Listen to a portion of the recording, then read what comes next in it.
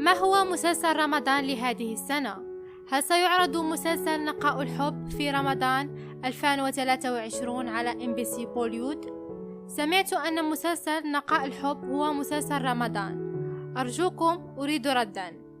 ومثل كل سنة تتهاطل علينا أسئلة حول مسلسلات رمضان، وهذه المرة تساؤلاتكم حول المسلسل الهندي الشهير للممثلة الهندية هيلي شاه، والتي تميزت في مسلسل العميلة السرية في الوطن العربي، واشتهرت مؤخرا بلعبها دور البطولة في مسلسل ذو طابع إسلامي بعنوان نقاء الحب.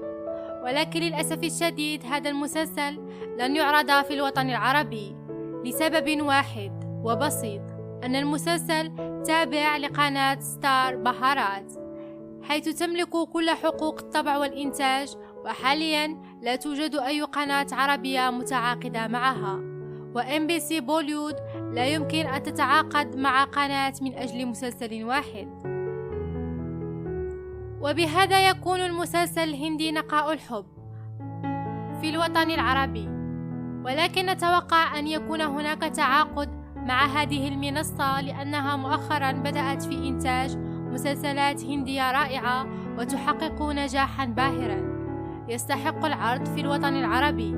أخبروني في التعاليق ما هو المسلسل الهندي الذي تطمحون لمشاهدته في رمضان 2023. وإن كنتم من عشاق دراما الهندية ومن متابعينها، فلا تنسوا انضمام إلى عائلتنا دراما هندي تجمعنا بالاشتراك في القناة، حتى تكونوا دائما من السباقين في معرفة آخر أخبار عالم بوليوود. وشاركونا برأيكم وأسئلتكم المتميزة على الانستغرام دراما هندي. وإلى التفاصيل.